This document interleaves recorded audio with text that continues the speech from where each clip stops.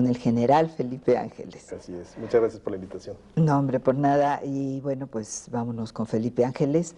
Qué privilegio, ¿no? Poder conversar con Felipe Ángeles, poder construir esta plática con Felipe Ángeles. Absolutamente, porque para empezar es de estos generales importantes o personajes de la historia, no nos ciñamos nada más a la revolución, sino de estos personajes que juegan un papel fundamental, pero que siempre están en un segundo orden, es decir, junto a un hombre como Villa, o Madero, o un Juárez, o un Hidalgo, siempre hay este tipo de personajes que son fundamentales, pero que se quedan totalmente en el segundo plano, y entonces los mitos, toda esta historia de parafernalia, el bronce, la interpretación, los va dejando un poco relegados, y creo que es realmente, y fue un gusto, haber platicado con Felipe Ángeles en este ejercicio de literatura, historia e imaginación. Así es, bueno, porque además Felipe Ángeles es un personaje muy importante por los momentos en los que él participa, en los que él está, en los que él también es protagonista, vamos a decir. O sea, Felipe Ángeles está con Madero poco antes de que lo maten, ¿no? En la Ciudadela. O sea, vive los últimos días con Madero y está en Cuernavaca también con él, ¿no? Claro, yo creo que es una persona y un personaje que es difícil de desentrañar en muchos sentidos, porque exactamente está en esos momentos que quizá hubieran podido cambiar la historia de México. Podríamos llamarle el ya mérito de la historia, cuando crees que van a determinarse las cosas de un modo y de repente da el giro y cambia hacia otro lado.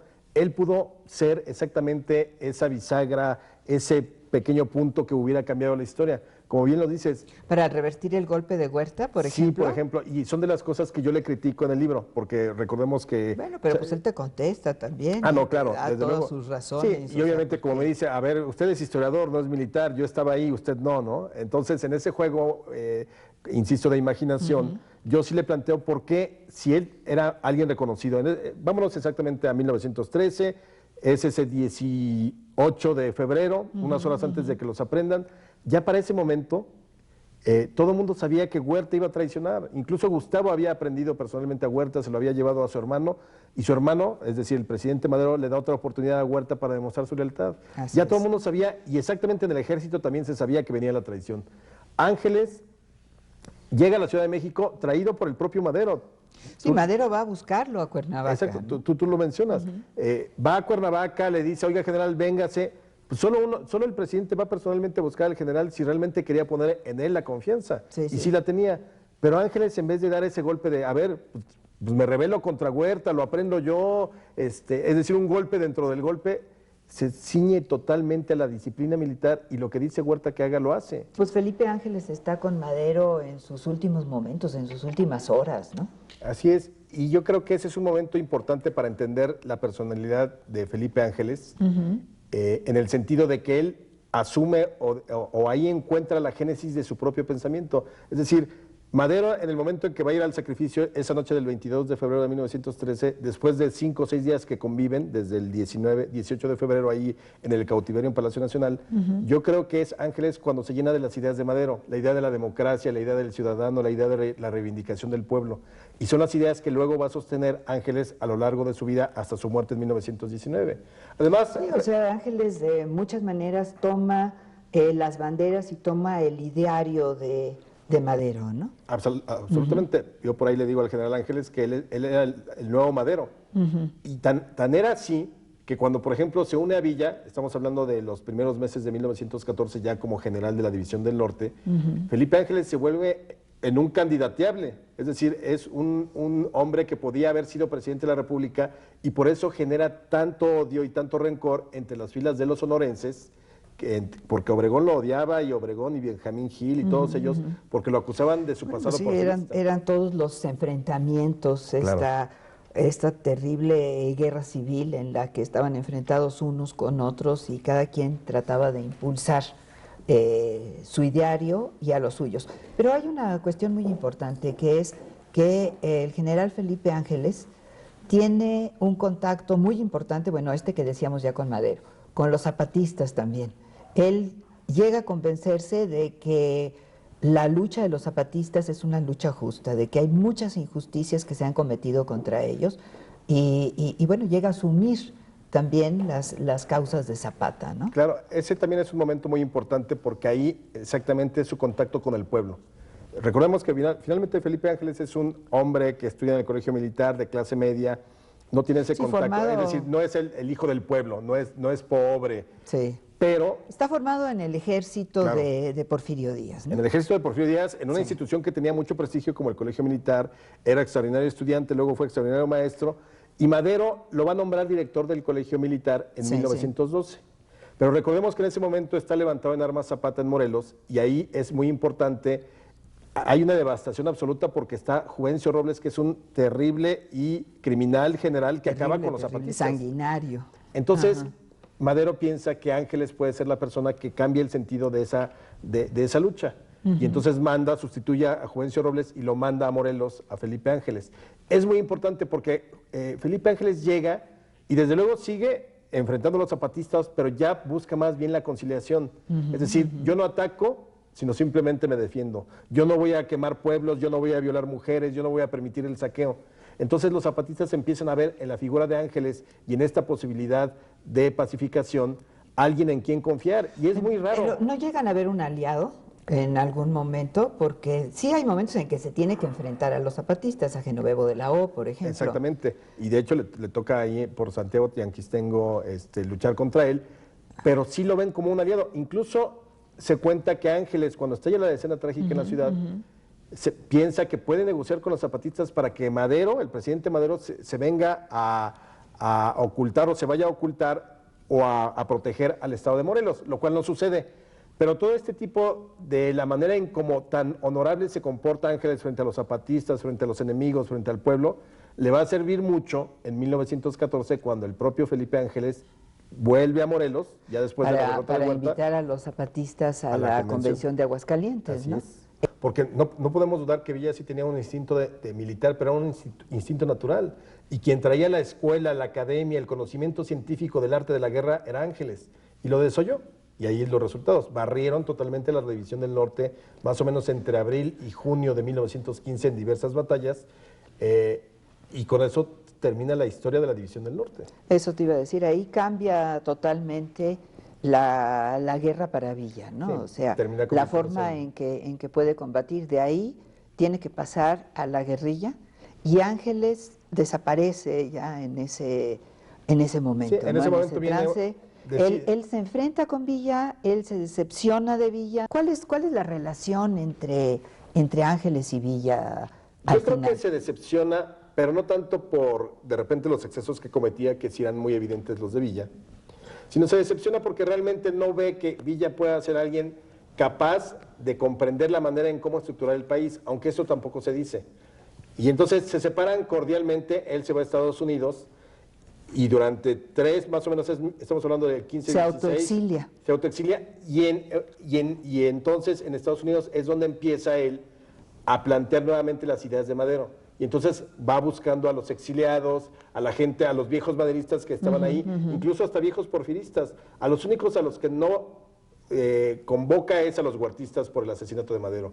Pero se une con todas las facciones revolucionarias exiliadas allá, tratando de formar una gran alianza, no para regresar a las armas, sino para, con esa gran alianza, tratar de presionar al gobierno y de que se cambie a través de leyes e instituciones. Pero obviamente el gobierno nunca va a cambiar así, porque era Carranza y Carranza jamás le iba a perdonar que Ángeles hubiera estado con Villa. Bueno, pues sí, era la revolución, todas las facciones enfrentadas. Hay una preocupación muy particular de Ángeles, o sea, Ángeles en algún momento cuando se va a Estados Unidos piensa que en Estados Unidos puede también impulsar esta idea del entendimiento entre las distintas facciones, ¿no? Exactamente. Después, con el reconocimiento de Estados Unidos a Carranza, entonces él ve que las cosas no van por ahí.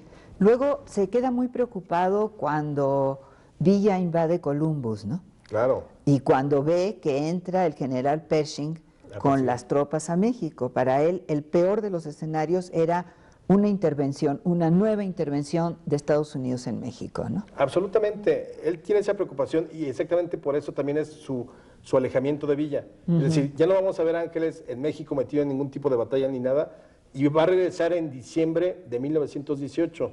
Pero ya viene como un apóstol, ya no viene como el militar, como el hombre de la guerra, como el hombre... Pero viene como un apóstol o como un elemento de concordia en lo que él cree. Yo creo que viene como un apóstol tratando de buscar la concordia, pero una cosa es llegar con ser práctico otra vez. Bueno, voy a ver quiénes son las fuerzas, vamos a unirnos. Él llega diciendo, yo vengo en misión de amor y paz a México. Es decir, prácticamente, te digo, como un apostolado. Se cuenta por ahí que de repente llegaban los villistas, ya se incorpora a Villa un rato, unos meses con él, que es donde salva muchas vidas. Entonces, y se cuenta que las noches, cuando ponían la fogata y que había enemigos a lo lejos y se veían, él se quitaba el cinturón con las pistolas, iba caminando hasta donde estaban los enemigos y les hablaba como si fuera el sermón de la montaña. Nunca lo mataron, afortunadamente, pero trataba de convertirlos. Entonces ya yo ahí pienso, y eso es lo que le digo a Ángeles, que ella había perdido la brújula en el sentido de que se había vuelto un total idealista, sacrificando al hombre práctico. Y lo que necesitaba México era un hombre práctico. Y Villa se lo hace ver.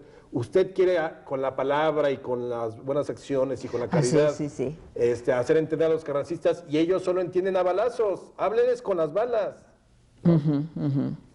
Bueno, él creía en la palabra, creía en la concordia, creía en la política, pero pues muy difícil, ¿no? Llevar adelante la política en medio de la revolución, de los enfrentamientos armados. Digo, solo florecen matas de violencia, no hay flores ni... No, y además había un elemento también, yo creo que importante, que Ángeles había estado fuera del país durante varios años, ¿no? Y entonces, bueno, naturalmente el prestigio, lo que él podía tener de poder político, pues ya no era tanto, ¿no? Y además, o sea, Ángeles se había desdibujado a lo largo de esos años. Su momento era el 14. Si él quiso dar el paso o hubiera querido dar el paso a la presidencia o buscarlo, era ese año. Ya en este momento ya estaba, pues ya era un gobierno establecido. Carranza ya con la Constitución se legitima en el 17, estamos hablando que esto es 1919, cuando regresa Ángeles. Y además regresa también, yo personalmente creo, después de toda esta conversación, y además sustentada en la investigación, yo pienso que venía buscando el martirio, muy similar a Madero. Yo creo que la duda que queda siempre es ¿por qué Ángeles se fue?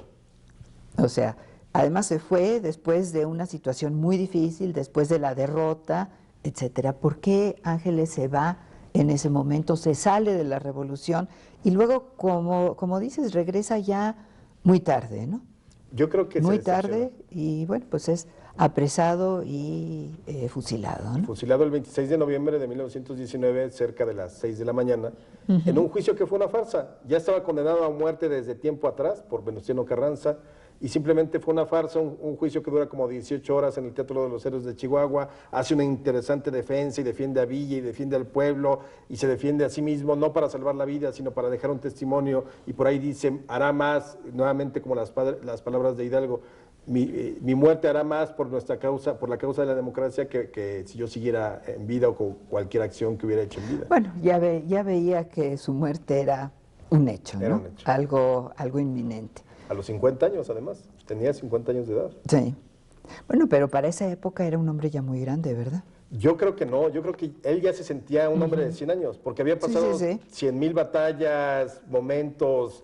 Es decir, yo creo que como eran personajes que vivían al límite, ya esos 50 años, él dice que venga la muerte pronto. Y 50 años, bueno, Carranza tenía más de 60. Sí. Entonces, y además era un hombre fuerte, y de haberlo logrado, Carranza se hubiera perpetuado también en el poder, porque era otro hombre que tenía una visión muy estricta de la autoridad y del poder. Pero yo siento que todavía podía haber dado bastante guerra Ángeles en términos de meterse quizá a la pacificación del país de otro modo. Pero bueno, yo creo que estaba trazado su sendero en términos de terminar muriendo. Ángeles se salió del juego. Del juego, ¿no? Y después volver a entrar ya con todo lo que había pasado y la nueva constitución, la presidencia de Carranza, etcétera, la muerte también de Zapata, pues era muy difícil, ¿no? En el mismo año en que él está predicando en el norte, asesinan a traición a Zapata. y además Obregón es el hombre fuerte, y Villa, quizá el error de Ángeles es regresar a incorporarse a Villa, que ya era otra vez un guerrillero maleante, malandrín, que nada más iba, azotaba a las poblaciones, pero ya no era el gran ejército que había derrotado a Huerta, ya era una guerrilla miserable la de Pancho Villa. Pues así termina.